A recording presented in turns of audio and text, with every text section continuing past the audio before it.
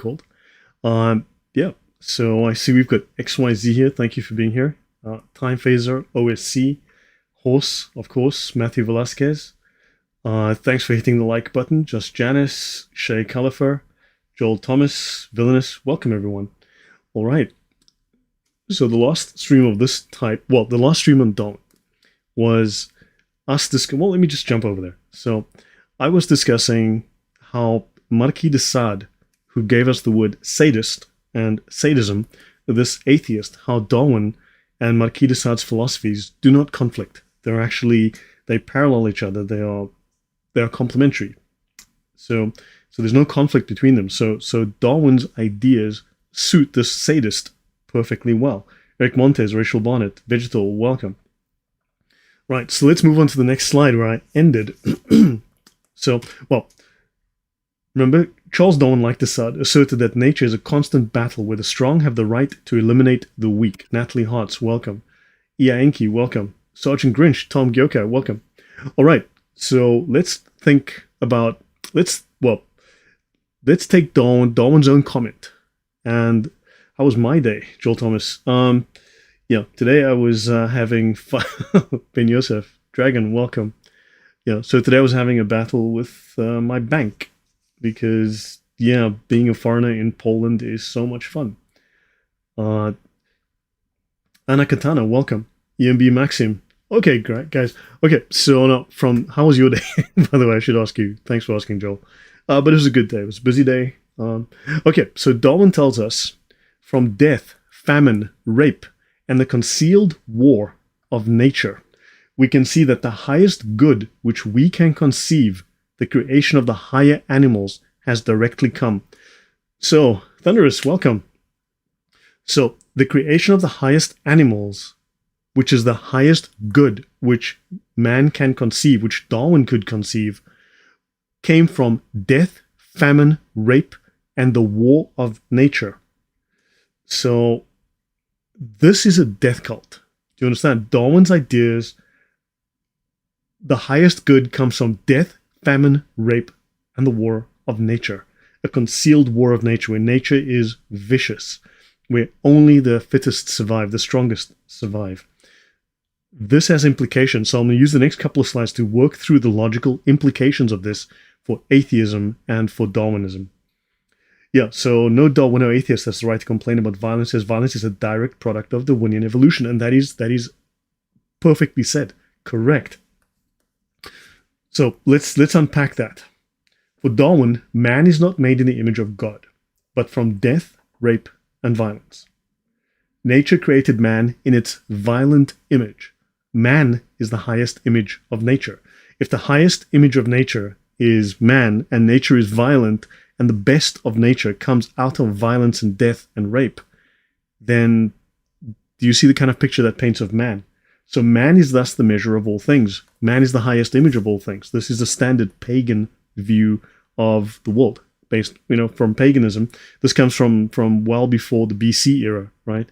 From the Greek pagans, and we've already discussed how Darwinism is really just Greek paganism recycled. So this is atheism.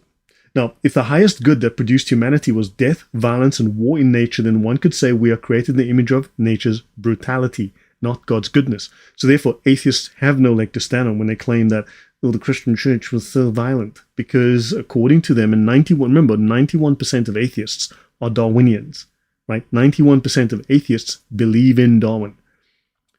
So therefore, their philosophy, their theology is violent. If humanity is simply the pinnacle of a purposeless evolutionary struggle, then human reason and judgment become the only measures of truth, morality, and meaning. There is no external moral law. So we're the pinnacle of an evolutionary struggle that is ultimately meaningless, and then only our idea of what constitutes right, which is survival. Remember, nature's whole aim is survival of the fittest. And these words come from the works of Charles Darwin. Now, Darwin's very violent and bleak view of life. So his reference to death, famine, rape, and violence as a concealed war of nature implies a ruthless competition and struggle for survival, a war of all against all. The only good is to survive. And to survive, kill thy neighbor. This is effectively where we are left with Darwin's philosophy. no leg to stand on, like a one-legged man in an ass-kicking contest. Yeah, well, I mean, atheists have not thought through, or those that have obviously then become, shall we say, more than just a little bit despotic and psychopathic. Stephen Young, great. Right. So Thunder says abiogenesis is life from non-life, but it could not produce everlasting life, but everlasting death. Exactly. Darwinian evolution is a death cult, as improvement is predicated on death. Exactly. Those are Darwin's own words. That's the logical conclusion of Darwin's own words. So it implies warfare and violence on natural parts of human. Christianity was OBS small internet connection problem there, but they claim that the Christian church produced warfare. Well, Darwin is expecting everyone to make war to survive. Thus, violence and warfare are natural parts of human life and thus not wrong. They are not the result of mankind's sinful nature. They are necessary, normal, natural parts of life. For Christians, war is a tragedy that results from evil in the world, not something intrinsic to human nature as created by God. It suggests human life has no greater moral value than any other animal. Christians believe humans alone are made in God's image, giving us inherent worth and dignity. We are more than matter or merely just animals. Darwin's idea provides no objective moral limits on human behavior beyond brute survival. Just the law of the jungle. That's what we are left with by Darwin. If nature is governed solely by might makes right, then there are no absolute moral principles, and Christians again believe that God's law is the foundation for moral absolutes that should govern human affairs. It offers no purpose or meaning for human existence, and if we are just higher animals seeking survival and reproduction, then life has no greater significance because life is only survival. And it implies that morality is shaped solely by natural selection and cultural adaptation, or the needs of the moment, the needs for survival. Human animals engaged in a war of nature is incompatible with the Christian belief that we are moral beings with intrinsic worth, made by God for a greater purpose and subject to God's eternal moral law. Matthew Velasquez, thank you very much for that. Now, from Thomas Sowell, right, it implies a secular humanism, a kind of secular humanism, in which man's highest purpose is in service to the advancement of nature's will. But this subordinates man to nature. So we now become subordinate to nature. Can anyone say climate religion? Subordinate to nature, man, eat the bugs, right? Don't do things that upset nature. So this subordinates man to nature rather than recognizing man's unique worth and dignity because of some cosmic purpose. Now, Thomas Sowell said, the letters in blue here, crusaders for social justice seek to correct not merely the sins of man, but the oversights of God or the accidents of history. What they are really seeking is a universe tailor-made to their vision of equality. They are seeking cosmic justice. Villain says, so Darwin expects the destruction of the weak. What about the path of love God wants us to follow? Yeah, exactly, the path of love. Exactly. Can't we see that in action against this, e.g. destruction of slavery? Well, Darwin apparently didn't like slavery, but you see, there's no moral absolute against slavery. It's just that, well, given those circumstances, it's not good, but under different conditions, slavery would be just perfect because it's survival of the fittest, right? It would simply be useful to you in terms of surviving now. So I really respect Thomas Sowell and have for many years. Yes, horse. Consciousness, morals, free will are immaterial, thus are not a product of the periodic table. Hence why all evolutionists by compulsion have to say they do not exist. Yeah, they don't believe in metaphysics. Stephen Young says, Lloyd, did you see that Apple commercial where they literally submit to the Mother Nature goddess? No, I did not. But this is what we're left with. We become subordinate to nature because the cosmos has a telos. The cosmos has a purpose, right? We must serve the purpose of the cosmos. And that purpose is whatever it is, and man is simply subordinate to that. We become like ants. Darwin's philosophical assumptions about nature, morality, and meaning imply a purely materialist view of a brutal, aimless nature, except they also believe that nature, of course, it's just random chance, but of course they also believe that there's a purpose in nature, there's a cosmic purpose. Note that 91% of atheists identify as Darwinists according to Pew Research. So yeah, this applies to the vast majority of atheists. Darwin, humane actions harm us. So being good, right, following the Christian edict of loving thy neighbor makes humans worse, makes us weaker. By the end of the 19th century, Darwin's theory was increasingly popular among Germany's intellectual elite. They found fertile ground amongst the Lutherans, oddly enough. Darwin claimed that humans and other mammals were the product of natural selection, which is a blind struggle for existence, where the fittest survived and reproduced. The less fit died or were killed off. They don't quite explain how they were killed off, but, they were killed off to make way for better things, right? In the book Descent of Man, Darwin made it clear that his idea of natural selection had implications for human society. We just discussed some of those implications and how it turns man into psychopaths. Darwin was a social Darwinist. He believed that Darwinism should be applied to human societies, and he worried that a civilized Western society would harm humanity by helping the poor, by caring for the sick, because we are now allowing the weak to survive, and those weak genes, those uncivilized people are remaining within the gene pool. And see, nature would have killed them off. Nature would have killed off the sick. Nature would have killed off the weak. And we are going against nature. And think about that. He wants us to treat other people like animals and kill them or allow them to die for the good of the species, for the greater good. Seems like he paved the way for all the genocide of the 20th century, says Brett Spearman. Yes, I've been saying that. Yeah, he did. The first great genocide of that period happened 14 years after Darwin wrote his book. So shortly after that, people went, yeah, killing off these other, primitive people. That's a great idea. Darwin said so. And we will be discussing that. We're coming to that. The pagan seer Greta Thunberg demands the human sacrifice of third world energy needs to appease Mother Nature. Of course, famine will appease the great goddess. Now, that statement that I said before, where Darwin speaks of rape and stuff like that, notice here he says from death and famine. Good things come from famine. So remember when Mao, and if you look at the Holodomor in Ukraine, 12 million dead Ukrainians, Mao, maybe 60 million Chinese dead. If you look at what Stalin did to his own people, millions and millions of dead Russians, dead Poles, dead Ukrainians, and so on, through famine. Well, they're serving Darwin's purpose, aren't they? They're doing good. Do you understand how good now becomes turned upside down, becomes killing and murder? Yeah, in Darwin's family was weak, and they would have been turned into fertilizer. Now, Nietzsche to Hitler, the fittest survive. So the Superman mythos of Friedrich Nietzsche relies upon the law of the jungle from social Darwinism. In The Antichrist, Nietzsche's 1888 rejection of Christianity, he juxtaposes the will to power against Christian moralizing, just like Darwin did. Right? So Darwin pitted his idea against Christianity, and Nietzsche comes to the very same idea. What is good? All that heightens the feeling of power. What is bad? All that proceeds from weakness. What is more harmful than any vice? Active sympathy for the ill-constituted and weak. Christianity. Darwin didn't like us caring for the poor, caring for the sick. Neither did Nietzsche.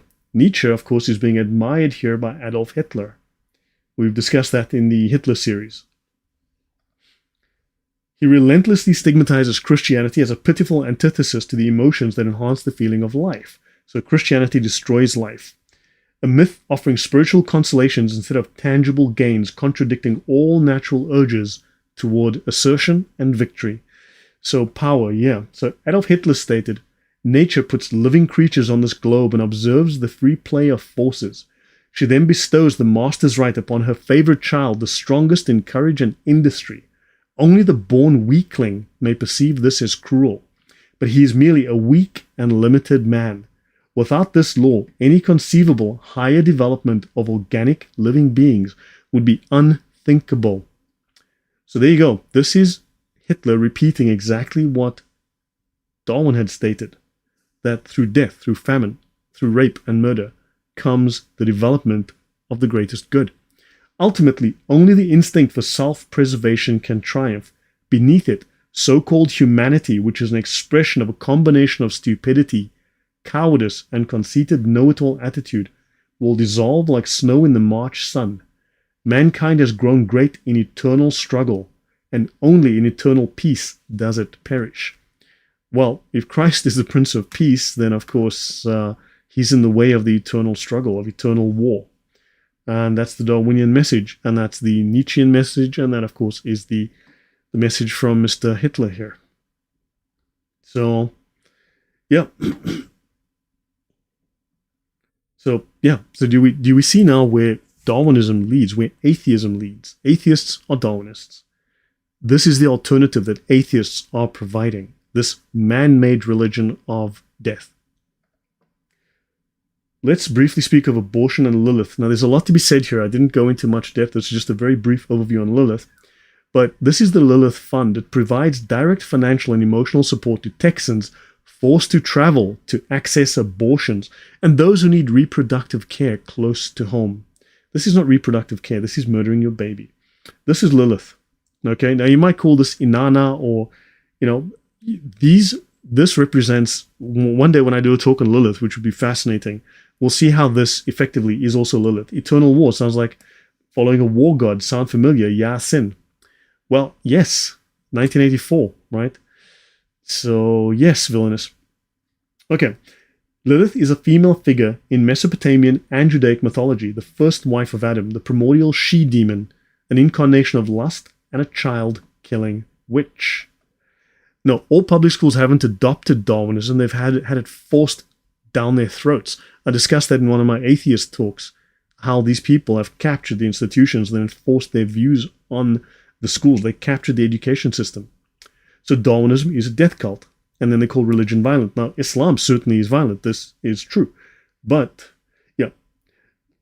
yes, Ivan Klikovac, I agree. So the second Midrash mention of Lilith is in Numbers, Rabbah 16:25.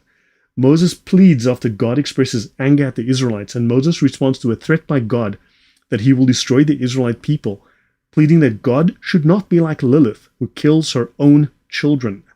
And of course, nowadays, it's okay to kill your own children, right? We all know the whole abortion debate. And in Numbers 14, Moses says, God, do not destroy it. Destroy the Israelite people, that the nations of the world may not regard you as a cruel being and say, the generation of the flood came and he destroyed them. The generation of the separation came and he destroyed them. The Sodomites and the Egyptians came and he destroyed them, and these also, whom he called my son, my firstborn. He is now destroying, as that Lilith, who, when she finds nothing else, turns upon her own children. So because the Lord was not able to bring this people into the land, he hath slain them.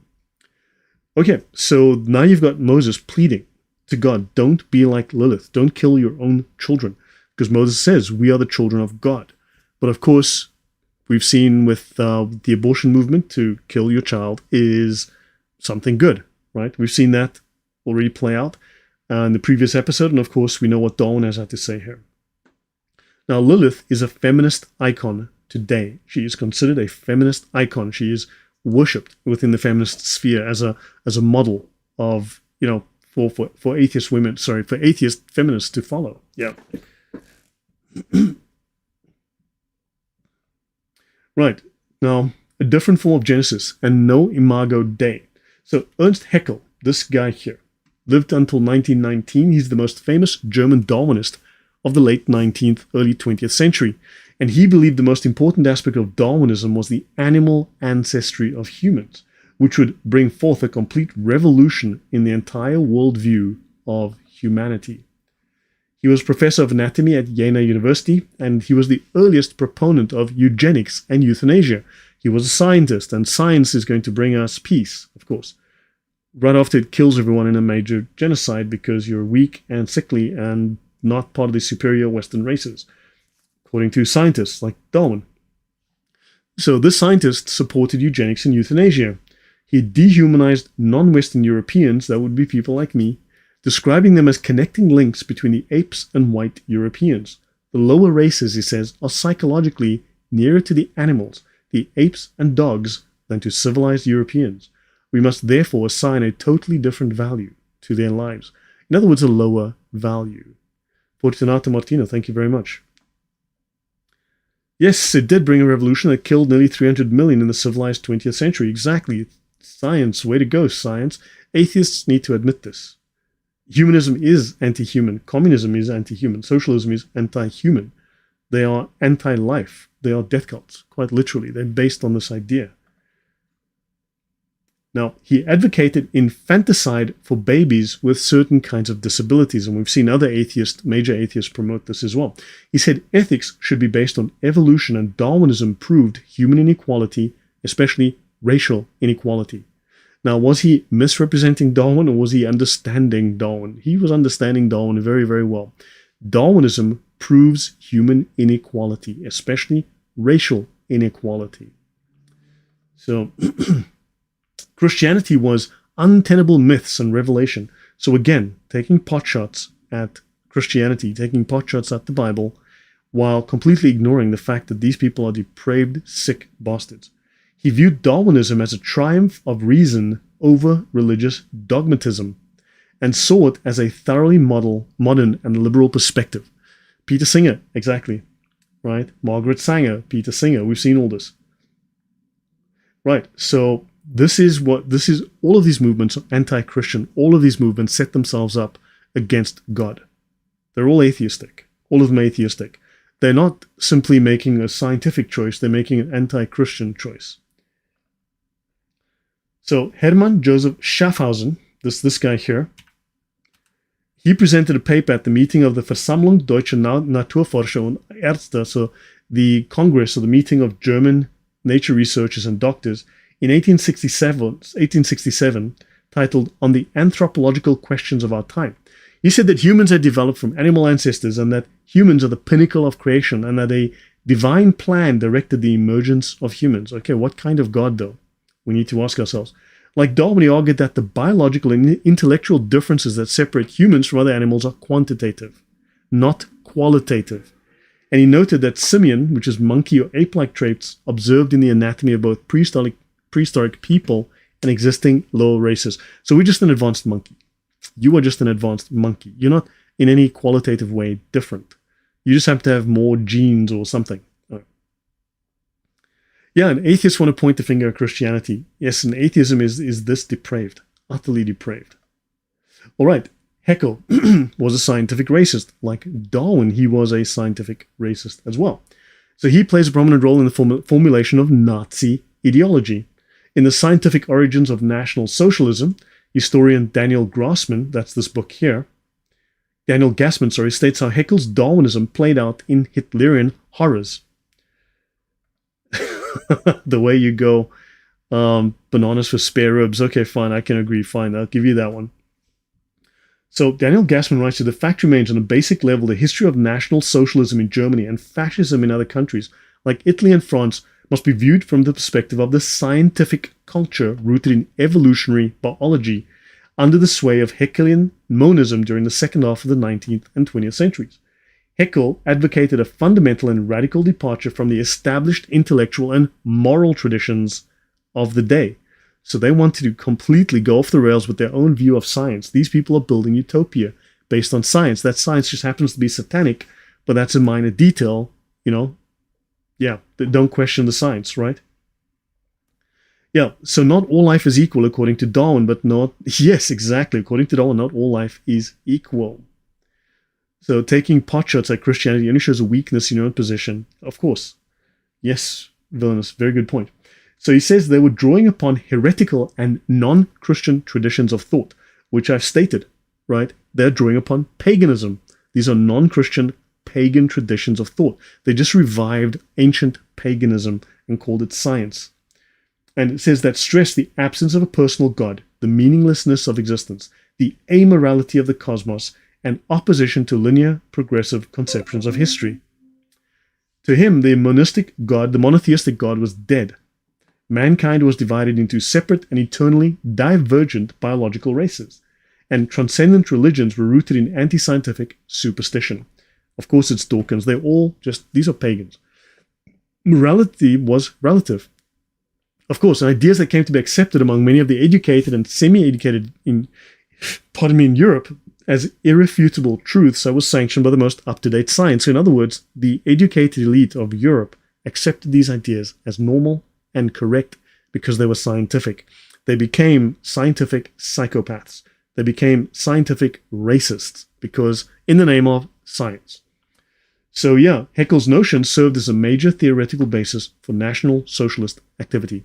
So now you've got this atheist, scientifically racist ideology that forms the basis of a lot of ideas in National Socialism adopted by Hitler. So there you go. Thanks, atheism, for bringing us all of this. Haeckel made Darwin's views known. So according to, this is Francis Darwin, the son, and he was president for the British Association for the Advancement of Science and foreign secretary of the Royal Society. And recent research goes far to confirm Haeckel's role as an ideological progenitor of fascist ideology, so fascism based on Darwinism and Darwin's ideas. This is true not only for Germany, but also for Italy and France. Darwin's autobiography was bequeathed to his son, Francis Darwin, this guy. Darwin's son Francis writes to Albert Dicey, they must remember that Haeckel, Aveling, and Aveling was involved with Marx. He was married, I think, with Marx's daughter. They must remember that Haeckel, Aveling, and company have made father's views known. So hold on, Haeckel, Aveling, which is linked to Marx and others, have made Darwin's views known. So these are not corruptions of Darwin's views. According to Darwin's son, these are an accurate expression of Darwin's views. So these depraved, utterly sick ideologies are based on an accurate understanding and presentation of Darwin's ideas. As I'm writing this book, I refuse to ignore the fact that these publications have appeared. So let's look at Leonard Darwin. That was Francis Darwin. How do they know the feelings are objectively good? Because they make it up as they go. So yeah, Leonard Darwin, Atheism and Eugenics, and this is Dennis Sewell's book here. Actually, let me just fix something here. Boom. Give me a moment to fix this one slide.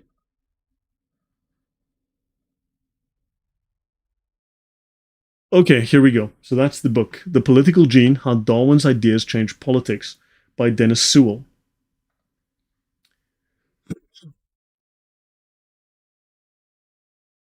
They don't believe in truth, Vegetal. They do not believe in truth. They don't believe in logos. They say they're reasonable, but they are depraved. Right. So let me see. Now, I fully understand that Mother only minded the damnable doctrine in reference to Christianity and his mother's faith. So their mother was a Christian, but what they forget to tell you is that Darwin's parents, or Darwin's mother at least, was a Unitarian. She took Darwin to a Unitarian church. Unitarianism, by an Orthodox Christian standard, and welcome, is heretical. It is not Orthodox. It is not even Christian. They do not believe in the Trinity. They do not believe in, it's heresy, exactly. They don't believe in the Godhood of Jesus, that Jesus is part of the Godhood. So understand, and the damnable doctrine is Christianity. So they said, well, their mother minded this damnable doctrine. Historical Christianity, welcome. They must remember that Haeckel, Aveling, and Co. have made father's views known, his son in reference to publishing his autobiography. His son Leonard Darwin was president of the British Eugenics Society from 11 to 1928 for 17 years. He advocated for the improvement of the human race through selective breeding and the prevention of reproduction by individuals deemed unfit. Planned Parenthood, in other words. This was Darwin's kindler, gentler approach. Well, we'll just fix their breeding rather than kill them outright. So if Darwin is, yeah, the schools are teaching pagan philosophy. It's pagan ideology, correct? It's old Greek paganism that they're teaching as modern science. Darwin's sons saw a connection between their father's theory and eugenics, and for this reason, several of Darwin's children became leaders in the eugenics movement. And there is no doubt about the lineage of eugenics itself. In the years leading up to the First World War, the eugenics movement looked like a Darwin family business. Darwin's son replaced his cousin Galton as chairman. This is the guy that created the term social Darwinism, as chairman of the National Eugenics Society. In the same year, an offshoot of the society was formed in Cambridge University. Among its leading members were Charles Darwin's sons, Horace, Francis, and George. The treasurer was John Maynard Keynes, who developed a financial system, right? Who developed a system of economics that is screwing everyone over today. All in the family. Exactly. This is not an accident. This concept, this idea, eugenics, was built in to the Darwin family genetic line. Weirdos obsessed with purity, but all that inbreeding made them impure, So, yes. Now, the group's treasurer was a young economics lecturer at the university called John Maynard Keynes, whose younger brother Geoffrey would later marry Darwin's granddaughter Margaret. Meanwhile, Keynes's mother Florence and Horace Darwin's daughter Ruth sat together on the committee of the Cambridge Association for the Care of the Feeble-Minded, which is a front organization for eugenics. So these are all connected. These people all do not have your good in mind. They've got a different plan, right? Because you're just taking up space. Leonard Darwin. The eugenics movement required an expansion of state agencies and an expansion of their scope for prying into and ultimately directing the lives of the poor. Oh yeah, the welfare state. We need to form a state agency. So this religion became part of the state. It's now what the state does, understand? So they want to kick Christianity out of the public square while they promote their particular pagan religion, which is what they've done. And of course, here's this book, the Forum Series, number 9, What is Eugenics, by Major Leonard Darwin, Darwin's child. A system will also be established for the examination of the family history of all those placed on the register as being unquestionably mentally abnormal, especially as regards the criminality, insanity, ill health, and poverty of their relatives. So if you meet this standard, well, you have to go on the register and we might have to prevent you from having kids. You cannot breed, and in fact, maybe we need to get rid of you because you're clearly of the lower register of society and we cannot allow any of that. Yes, same vocabulary, but a whole different dictionary. So, okay, if all this were done, it can hardly be doubted that many strains would be discovered which no one could deny ought to be made to die out in the interests of the nation. So certain groups of humans, certain behaviors, certain categories of humans ought to be made to die out. Anyone care to guess how they're going to make you die out? Maybe starvation, maybe raise the food price too high, maybe with illness, maybe with jabs, who knows? Darwin's human mother animals. Yeah, well, we've had birthing people. Well, let's have a look at human mother animals. And this is from Haeckel and Dubois, rival German Darwinists. Okay, professors like Mr. Dubois-Reymond, who refers to women in their lectures as human mother animals. Forced sterilization. Yes. Now we are getting it, right? Okay, let's have a look. So Yale University professor Nancy Stepan says, to Darwin, man was no longer a created being, but arose by the natural process of evolution from an animal ancestor. Man was part of nature, shaped by the evolutionary laws that shaped animal life. Man differed from animals only in degree, not kind. You are just an animal. So, okay, the interesting part about, so Villeneuve says the God of Unitarian modalists and oneness types is time, i.e. God can only either be the Father, Son, or the Holy Spirit as time rolls on. Time tells God what to do. If God is part of nature, then God is not separate from nature. God is within nature. So there's no God. It's effectively no God. It's just another aspect of nature. Right. So this is why Stalin said when he kills people, it's like plucking weeds from the garden. Correct. So transgenderism as an excuse to sterilize children, yeah, and to prevent further births, yeah. Ernst Haeckel and Émile Dubois-Reymond were the most prominent champions of Darwin in Germany. There were many others. We'll talk about Germany at length in the future. Dubois had a particularly Lucretian outlook. That's that Lucretius. Remember I spoke about these pagan philosophers. Addressing the Academy of Science, the Ministry of Education, and the royal family, Dubois called Darwin the Copernicus of the organic world. Darwinism had displaced man from his position at the center of nature. He was accused of promulgating a bestial doctrine, an animalistic doctrine. Kölnische Volkszeitung, the Köln People's newspaper, would have recommended prison for him, but noted that professors like Mr. Dubois-Reymond, who referred to women in their lectures as human mother animals, he doesn't call them mothers. These are human mother animals. So he has demoted women to just a position of human mother animals, like snail mother animals, or, I don't know, lice mother animals. Yeah, birthing people. Exactly. Do you understand? The act of giving birth, the act of having children is just You're just a mother animal. You're just a human mother animal, just as snakes have mother animals. They give birth to snakes. There's no different. There's no difference. You're on the same level as a flea that's giving birth. Do you understand? Human mother animals. This is science, people. It's science. Get with the program. This is scientific, you Christian bigots, you. And menschliche Muttertiere. And you should not be crowned with martyrdom. Yeah, because this is what they believe.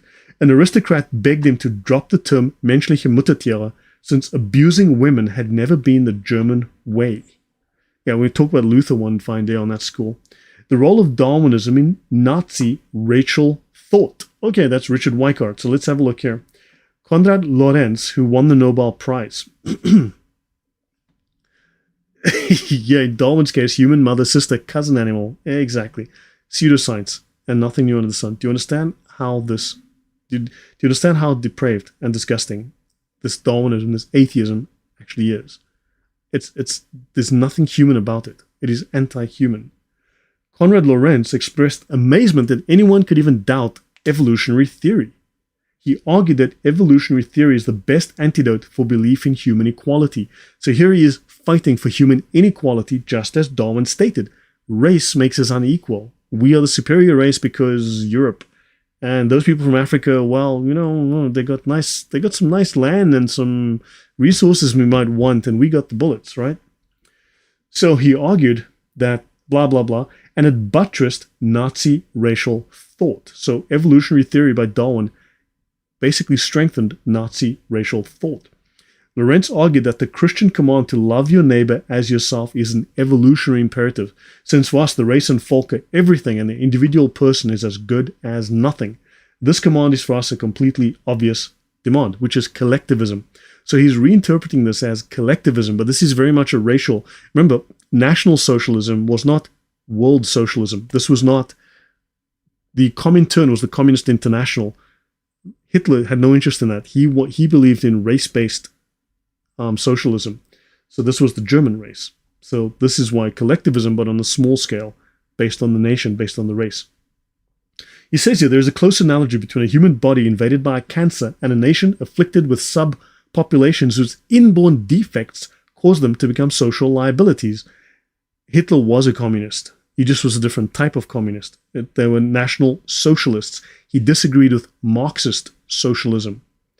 So he disagreed with the Marxists, and he had various reasons for disagreeing with the Marxists, because he thought that Marxism was created by the Jews, whereas blah, blah, blah, and other reasons. There were a couple of other reasons. But he himself was a socialist. Hitler was a socialist. So, except he was a National Socialist. And so just as in cancer, now don't forget, they needed to, what afflicted the German culture at the time was, according to Hitler, the Jews, and therefore this cancer had to be excised, right? Just as in cancer, the best treatment is to eradicate the parasitic growth as quickly as possible.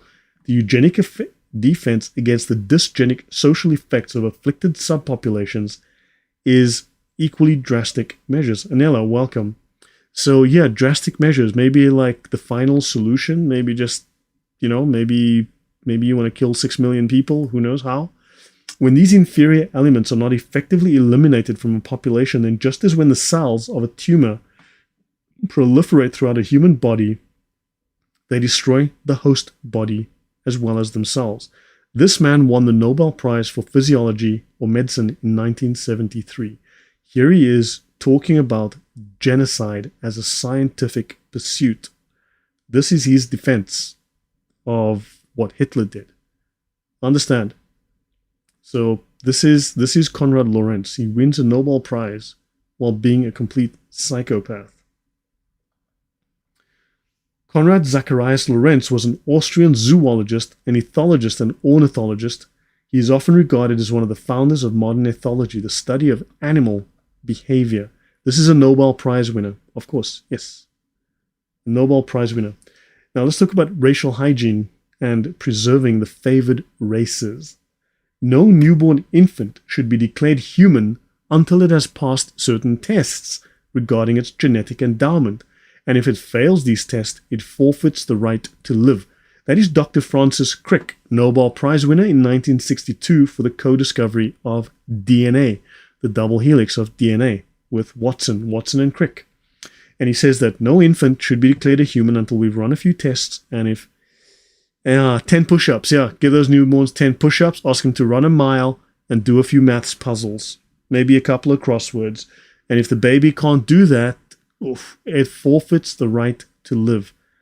Do you understand? They're going to kill the babies if the baby doesn't meet certain... But these are scientific tests, so I guess it's okay. If you're killing it in the name of science, I guess it's okay. Do you understand? Atheists need to own this, and you need to talk to atheists about this. You need to rub their noses in this. This is the atheist alternative. This is the death, the depravity, the disgusting, inhuman, psychopathic behavior that atheists give us as an alternative. They lie about Christianity, and then they lie about their own doctrine. Simple as that. The core idea of Darwinism is not evolution, but selection, he tells us. Evolution describes the results of selection. So you see, Hitler selected himself. Marx, Stalin, Mao selected themselves. They deselected the others, right? So evolution was what happened after the selection. Do you understand their logic? This is Stein, 1988, page 53. Hitler stressed that we, the Nazis, must understand and cooperate with science.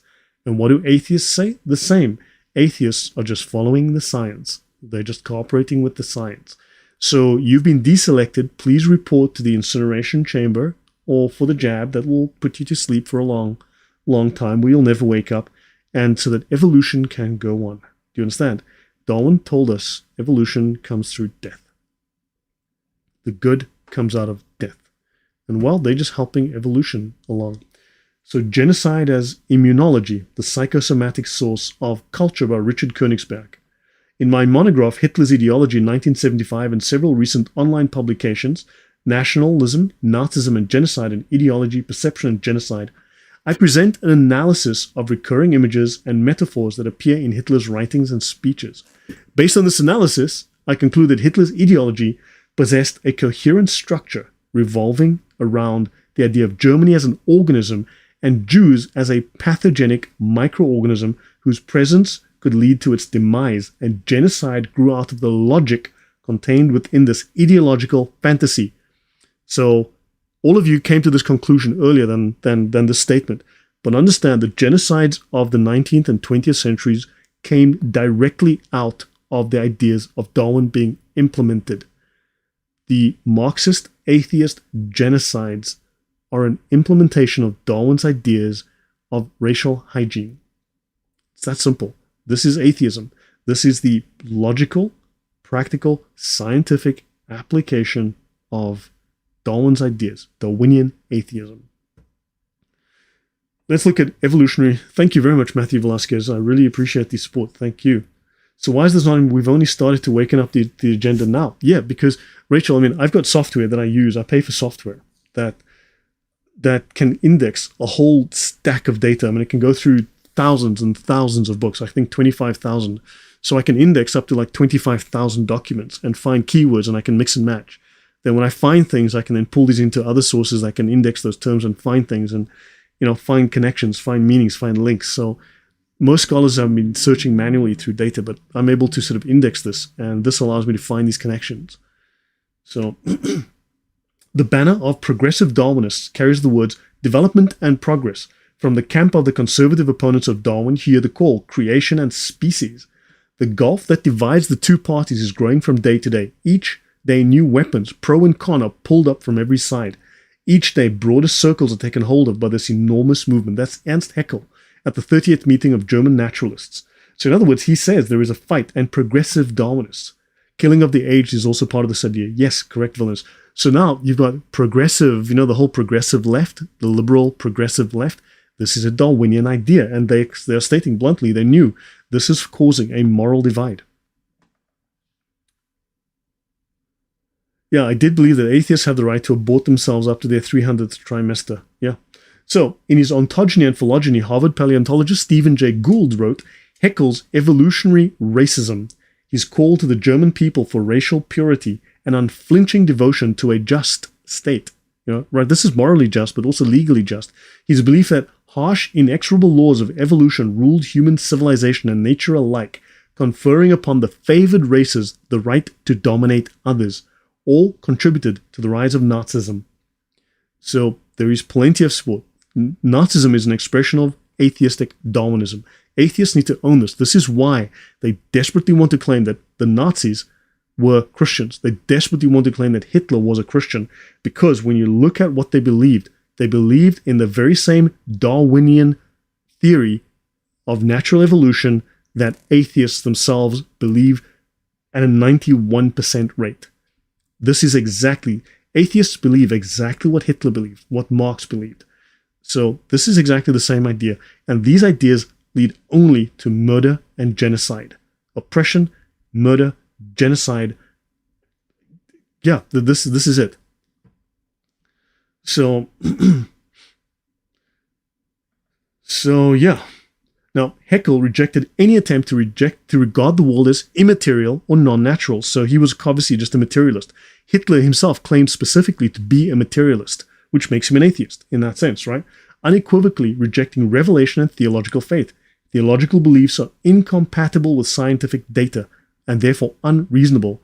All forms of theism were to be opposed, not just rejected, but opposed, actively opposed. A pantheism that identifies God and substance is necessarily the world system of the modern scientist. Now we are heading towards pantheism. Excellent. So basically back to paganism. Thanks very much. And a pantheistic, atheistic God. So the monistic idea of God, which alone is compatible with our present knowledge of nature, recognizes the divine spirit in all things. It can never recognize in God a personal being, or in other words, an individual of limited extension in space or even of human form. God is everywhere. So if atheism is construed as a denial of existence, now we're talking about Arthur Schopenhauer. If atheism is construed as a denial of the existence of a personal and extramundane God or gods, Haeckel agreed with Arthur Schopenhauer's remark that pantheism is only a polite form of atheism. So now you're getting towards pantheism, which now Arthur Schopenhauer, who was a a-hole of the highest rank, we'll talk about him another time, but he thought that pantheism is only a polite form of atheism. All of these are just offshoots of the same kind of twisted ideologies. Haeckel's criticism of traditional religions was that their doctrines are often intellectually wrong, that they generate unrealistic hopes, and that the social, political, and educational consequences of religion are malignant. But of course, the social consequences of their political ideologies, never malignant, never the worst genocides ever seen in history, of course. A pagan idea that Darwin passed on as science leading back to paganism. How convenient. Yeah, of course. So, yeah. That Hitler was a Christian. Would that prove other that he was a bad Christian and needed to repent? Yeah, of course, but this is always the implication, right? But the fact is also, the point is, do not examine what he really believed. We'll tell you. We'll give you a false propagandistic view. Once you see that this is all atheism and this all leads back to paganism, then you realize these people are sick. So Haeckel had severe criticisms, especially of the Roman Catholics, and they're very, very harsh criticisms. All right, let's look at Ernst Haeckel and some scientific fraud. In New Scientist, how fudged embryo illustrations led to drawn-out lies. This is from January 2015 by Matthew Cobb. Haeckel wanted to convince readers that all vertebrates share a common ancestor. And of course, this is these fudged embryo drawings that are still used in many schools today that are false. As he put it, ontogeny recapitulates phylogeny. Our embryonic development repeats our evolutionary past. This aphorism was soon disproved as just so much junk science, or tobacco science, but the use of Haeckel's drawings persists, particularly in education. So in other words, if you can't beat them on facts, you baffle them with BS. So understand, this is the science. This is complete. This is tobacco science at best.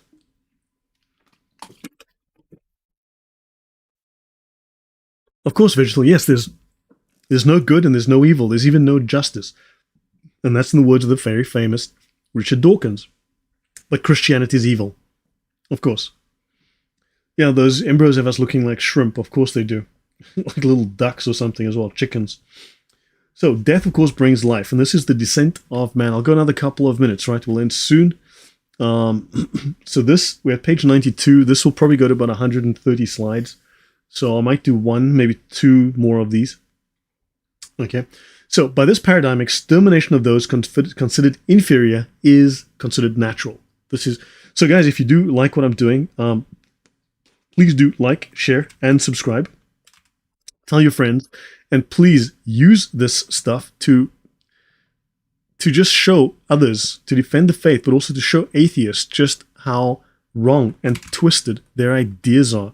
To show people just how they've been lied to and how they have no reason to be ashamed of their faith, especially given just what the alternative is. This is the atheist alternative. And by the way, I just want to again show my my store on coffee. Right, I'm just going to drop this link in the chat. So yeah. So by the way, my shop, I happen to have a whole bunch of new presentations up. So for the time being, I am going to be lowering the prices on several of these, like Gnostianity, right? What are the Gnostic Gospels? A primer. I've made this available. These are like $3. So I've got a sort of a pricing idea for every 25 pages is like $5. But yeah, I've decided to make a few of these available. How Protestants undermined Copernicus, which is how the Copernican revolution was undermined for like 57 years by the Protestants. Islam's Gnostic roots. So I've got these and I've got some others. So let me go to the shop. Yeah. The Nag Hammadi Library. What are the Gnostic Gospels? The Islamic connections to the Freemasonry. And then I've got the Great Apostasy, which I did last week. I had it for $1. This set of slides on Darwin is not finished yet. I have not completed this set of slides yet. I still have a few pages to do. So I've got like 10 pages to edit. The data's there, but I just have to edit and finish. So this is nearly done. But so I can't make this one available yet. And then, of course, I've got these available at the moment. All right. So what I will do is I'll make certain discounts and things available for those who are interested in getting these presentations. But please use them. Use them in your Bible studies. Use them at university. Use them at school, in your talks, whatever. Online, polemics. But use this information to show people just how wrong the atheists have been, how much they've lied to you, how much Muslims have lied, and just how false all of their positions are. Okay, so let me see if I missed anything. Is coffee still the best way to support you? Yeah, coffee works really well, much better than YouTube. YouTube takes like 30% of all donations. So for every $1, they take like 30 something cents, and then I also have to pay an amount of tax because I'm registered for tax in Poland, so they deduct another percentage which goes to the Polish government. So because YouTube pays to my Polish bank account, and today I was battling with the bank over an issue because man, being a foreigner in Poland is it's not all fun and games. Okay, so let me finish off here. By this paradigm, extermination of those considered inferior is natural. These are Darwin's own words, and we've seen now how others, and we're going to go in the future, we'll look even more at literal genocides caused by Darwin's word, by people correctly understanding the implication of Darwin's words and applying them, right? So death and murder, killing, genocide, this is naturally an aspect of Darwin's worldview and therefore perfectly normal. Apparently, Darwin was ambivalent about some of the social implications of his theory. Darwin's ideas supplied a new generation of German political leaders, social thinkers, and scientists, social priests really, with what they saw as a biological justification for world domination. Darwin did know he was inferior. Remember, he said his family should be exterminated because they're all so sickly. They didn't meet his standards of racial purity. Now, did they? Natalie Hart says, I'd love to do a deep dive into specifically abortion and the left's obsession with it. It's the most important issue and they will defend it to the death just like they did with slavery. Yeah, it's kind of weird, but then we'd have to go into the occult, and you have to go to Lilith and paganism, and you have to go into the moon gods of Babylon, and it just gets all weird. So, thank you, Stephen Young. Okay, so let me see. So tell you what, I will make, hold on, I need to make a, okay, well guys, so yeah, I will make some discounts available on these things, but I'm still trying to get my head around how all this works. And, okay, so Darwin's ideas supplied a new generation of German political leaders with a biological justification for world domination. Hitler, Marx, Lenin, all of these people were acting out of Darwinian ideology. They weren't just making it up. They deserved to take over the world. Understand, they all based this on Darwin. In the late 19th and early 20th century, many of them were promoting racism, racial extermination or extinction, and gaining Lebensraum, which is what Hitler did, gaining Lebensraum for his people. These thinkers were promoting social Darwinist competition, as promoted by Charles Darwin and many other leading biologists. I should take away the words to some degree. They were just promoting Darwinism the way Darwin believed in it. So let me just take those words away.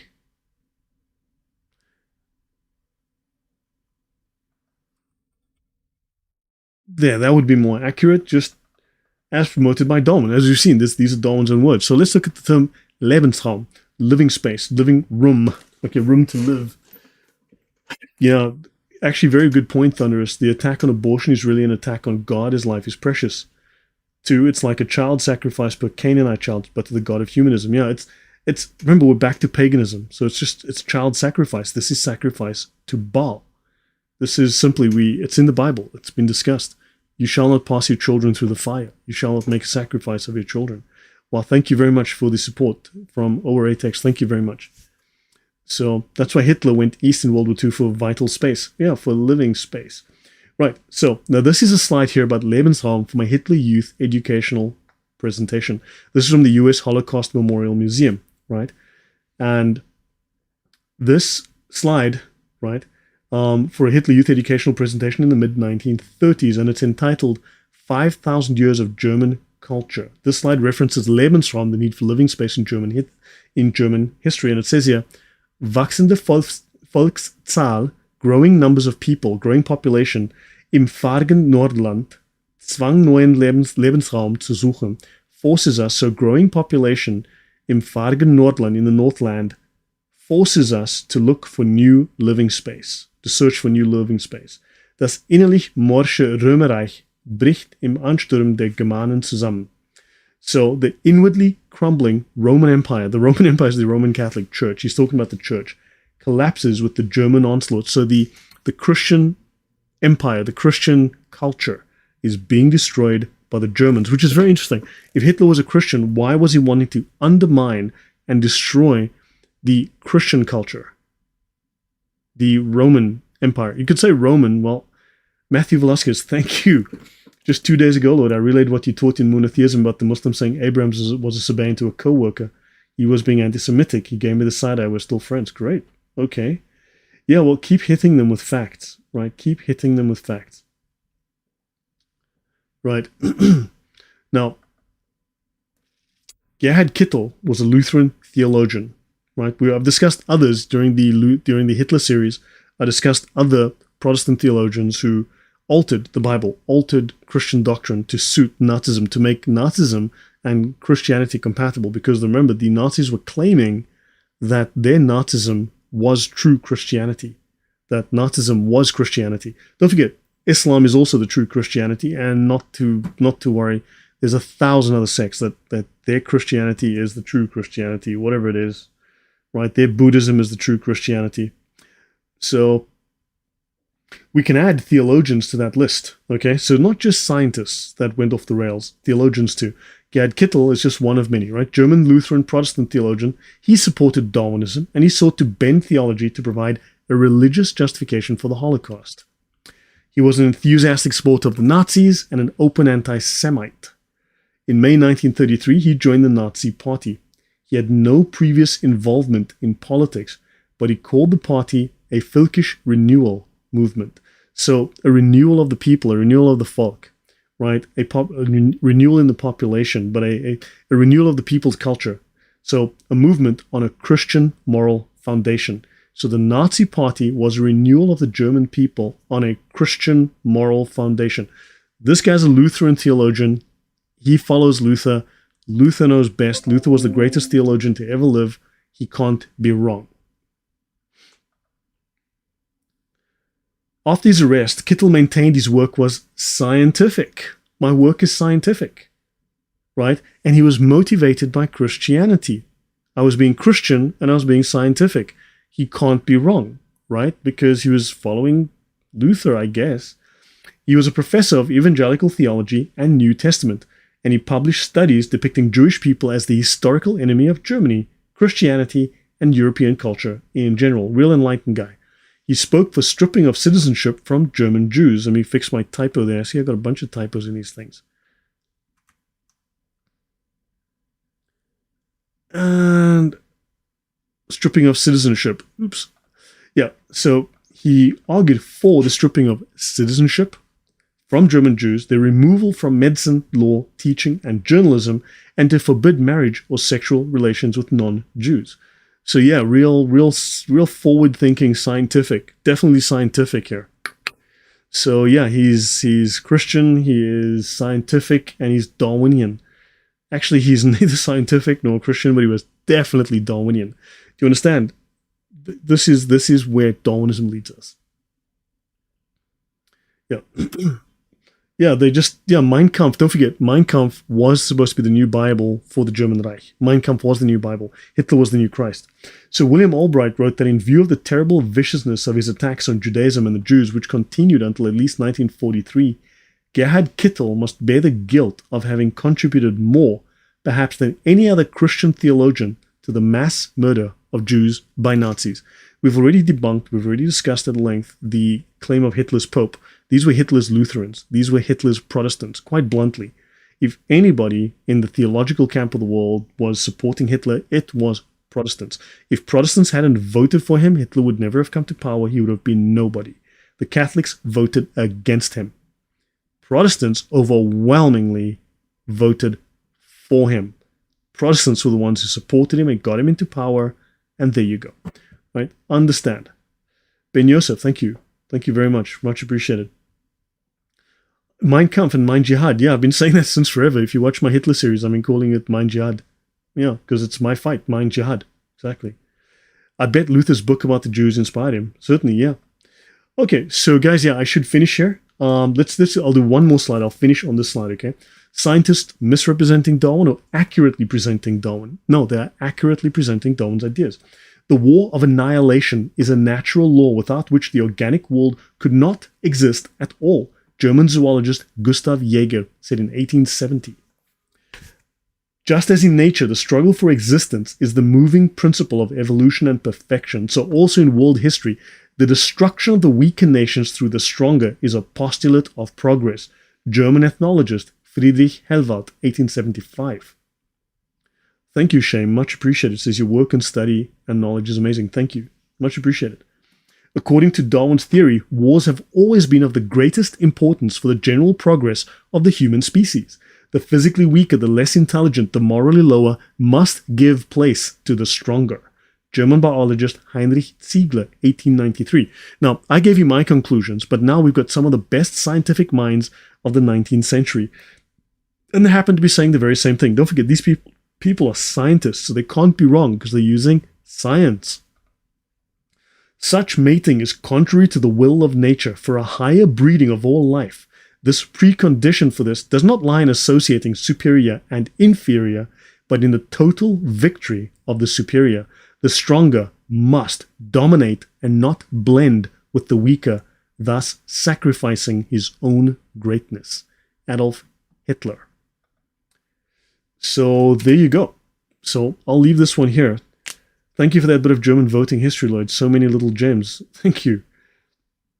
I should move to Brussels. Yeah, well, hey, thank you, Lloyd. Once again, you've almost brought me to tears at the inhumanity of man. But this is the inhumanity of atheists. This is the inhumanity of Darwinianism, of Darwin. This is the result of Darwin. This is the result of the pagans. And atheists are promoting this very same paganism. Whether they dress it up in fancy words and deny it, but this is exactly what they're promoting. This is the atheist alternative. This is what you're getting. They need to be told what it is that they believe, and you need to confront them. What is your alternative? And then show them this is the alternative. So, yeah, this is the disgusting filth that atheism wants to put into the world as an alternative for Christianity. So, yeah, and of course, next we will be talking about the pagans again and seeing just, can we find strong overlap between paganism and Darwinism? The answer is, of course, yes, we can. Yeah, Vlad the Impaler was simply just doing to others what they did unto him. That was very simple. So now these people are sitting in the seats of Congress. Yeah. So Bottendorf, the Sufi guy, designed the Hakenkreuz, broken cross. No, he didn't design it. The Hakenkreuz has been around for 2,000 years. The Hakenkreuz, you can find it in Northern Europe, like Northern Spain, you'll find it. Actually, I have photographs from a museum in Asturias, in Oviedo, at the Archaeological Museum. You'll find the Haken, or at least a similar sign called the Triskel, which is related to the Hakenkreuz. But the Hakenkreuz goes back 2,000 plus years in Germany, Denmark. You'll find it there. So it's an old Northern Germanic symbol, right? And the idea was taken, or the Hakenkreuz idea, that came from it's in my Hitler series, but it came from one of the royal families. So that this was part of their symbol. They found it again, and they started to reuse it. But the idea goes back to the Norse gods. It's basically Germanic, and it's also Norse. It's pagan. It's incredibly... But also, then it's also used within Christianity. So the Hakenkreuz, and so yeah, it depends who takes ownership of it and what meaning they assign to it, I guess. But the symbol goes way back. Yeah. So guys, yeah, I make typos too, man. I need to go through my own slides every now and again, but the typos aren't too bad. But yeah, often I make little typos. So guys, thank you. I hope you learned something. I hope you found this useful. I hope you found it relevant. And thank you again for your time. Thank you for supporting me. Really much appreciated. And understand that atheists need to answer. This is what they believe. This is what they promote. They need to understand this. And they need to take responsibility for this. They need to own this. And there is nothing that you need to be ashamed of as a Christian. And atheists, they should be crying in shame for supporting this filth. So guys, good night. I'll do another call in a couple of days. I'll probably be on with Sam Shamoon in a couple of days. I haven't spoken to Sam for a few weeks. Okay, so guys, thank you all very much. Have a great evening. Have a great day wherever you are.